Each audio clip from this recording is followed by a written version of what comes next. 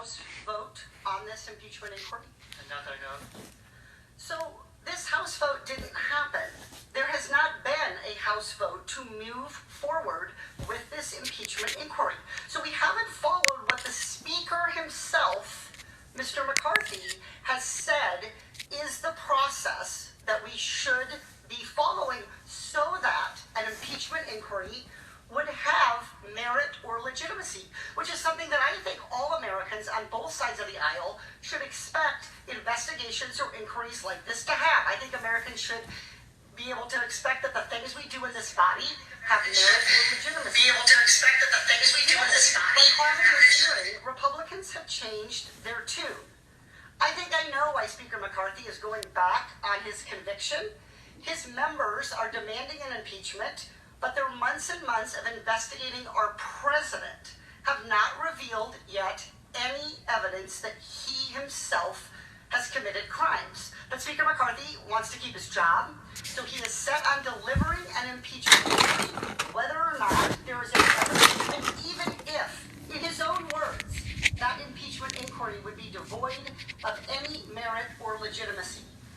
Mr. Dubinsky, I have one final question. What is the title of this hearing? The title was the basis for an impeachment inquiry of President Joseph Biden. But according to Speaker McCarthy, there isn't a legitimate or meritorious basis yet for this hearing. And no amount of noise on the other side of the aisle is going to change this. As Speaker McCarthy said, in his words, this impeachment inquiry is devoid of any merit or legitimacy.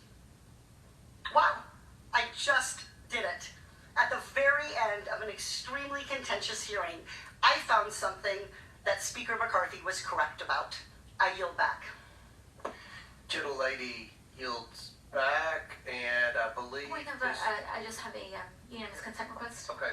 Thank you. I request to submit to the record a Washington Post fact check that pointed out that the committee Republicans' own memo fails to support the claim about shell companies. Thank you.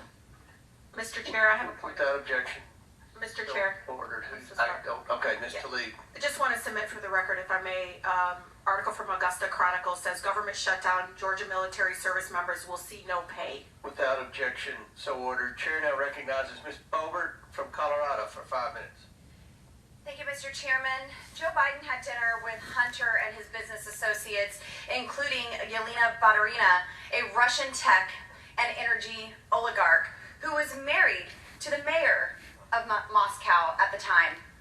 Hunter then received $3.5 million in payouts from Baturina. She was not sanctioned after the invasion of Crimea.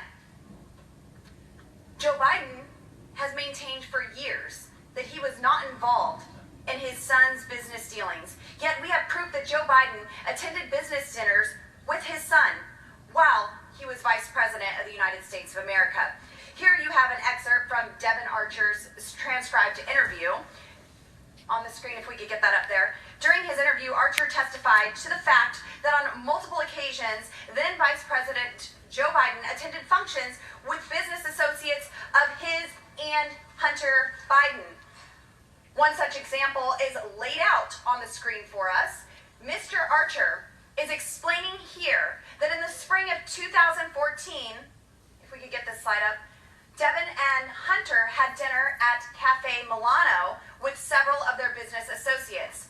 One of these attendees was Yelena Baturina. Ms. Baturina was, at the time, the richest woman in Russia, and she was married to the former mayor of Moscow, as previously stated. Interestingly, on February 14th, 2014, Ms. Baturina wired Hunter Biden and Devin Archer $3.5 million. It is still uncertain what legitimate service Hunter Biden provided to Ms. Baturina in exchange for this large sum of money, if any at all. Furthermore, it is concerning how Hunter Biden and Devin Archer moved this money from bank account to bank account. And it is also convenient that the U.S. government never placed Ms. Baturina on their public sanctions list after Russia invaded Crimea. This billionaire continued to invade public sanctions lists even after Russia invaded Ukraine. I want these facts to be clear to the American people. The billionaire continued to evade the public sanctions lists after Russia invaded Ukraine. Joe Biden's attendance at the center shows that Joe Biden's involvement in Hunter Biden's deals was more than just the illusion of access. It was access. There were direct benefits leading to Hunter and his business partners after Joe's attendance at this Cafe Milano dinner. This pay-to-play type of engagement was selling